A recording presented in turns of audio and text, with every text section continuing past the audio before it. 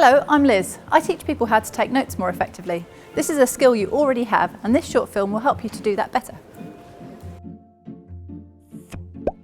For most students, notes are the basis for exam revision, and there are some useful things you can do when taking notes to make that process easier. However, this is not the only purpose. Learning is, of course, a goal in itself, and working out how you can synthesize multiple sources of information and add your thinking to it is critical. Note-taking is an active process. Simply copying what you hear or read will not get you to the level of an Oxford undergraduate. There's filtering, analysis, combining multiple sources to create the platform for revision, as well as deepening your understanding of the topic.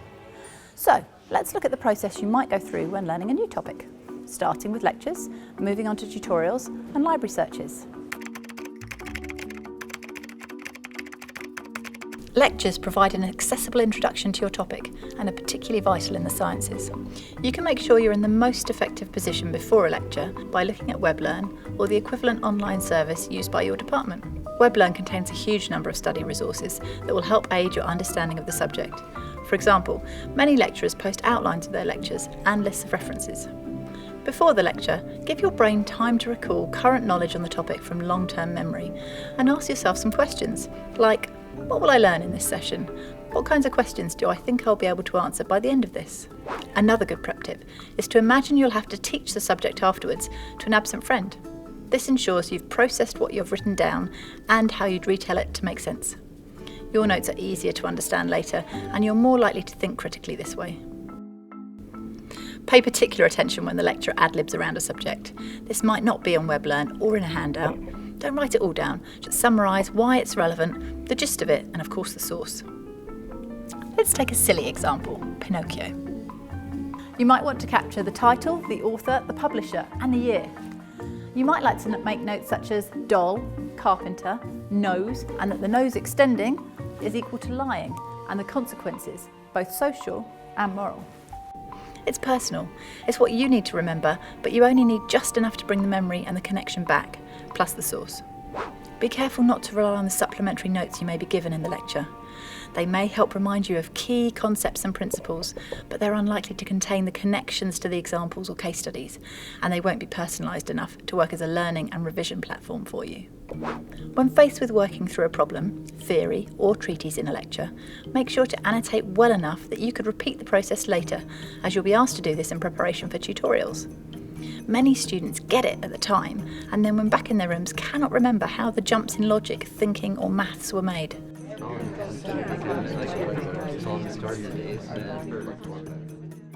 As for labs and tutorials, the key here is obviously to engage in the discussion, and it's very difficult to take notes here as you'll probably be doing something yourself.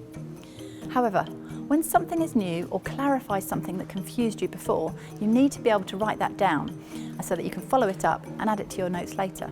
Also, if someone refers to a quote or piece of information, note it down and ask for clarification on the source so you can avoid accidental plagiarism.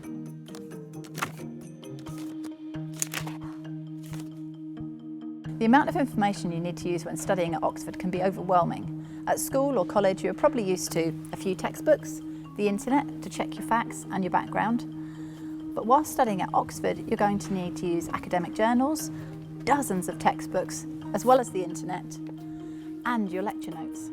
Don't underestimate those notes. They may well contain yet to be published material that you won't find elsewhere. When reading material, keep that same questioning approach in mind. Who wrote this? Why did they write it? What was their intent in publishing this? Do they have a bias? Do you have a bias? If you find yourself writing more than 1 or 2 lines directly copied from the book, you're probably not thinking critically enough. Summarise it in your own words. When you make notes, be careful to note the bibliographic details for all your sources, including page numbers for each argument or quote you select. This is so that you can find them again later if you need to, and use correct citation methods in your work. Keep any verbatim quotes in quotation marks and avoid close paraphrasing. This goes for lectures as well as sources.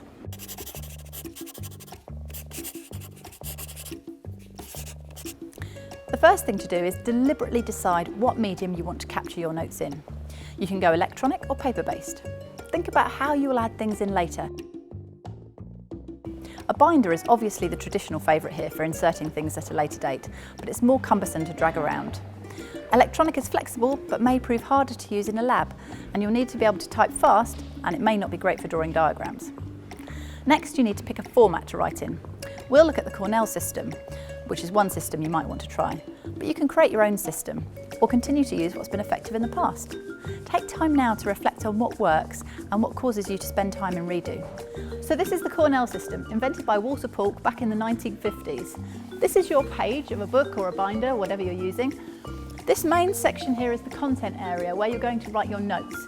These could be mind maps, drawings, diagrams, cartoons, whatever works for you. This thin column on the right-hand side is the questions area. You write Q questions here that summarise the main content back in the page. I try and do this within 24 hours of having written the main content, and ideally after the lecture. You can also use this section during the lecture for a theorem you've missed out, a name you've missed out, or just for an idea you'd like to explore more. This bottom section is the summary section. This is just for a brief one-liner that summarises everything on the page. It's to help you when you flick back through your notes, and also you'll find at the end of the day when you write this, it's a good way of consolidating and memorising the information on the page. Here's one we made earlier. Regardless of which note-taking system you use, how do you choose what to write? Here are some top tips. Don't write what you already know. Do write new and challenging ideas, theories and definitions.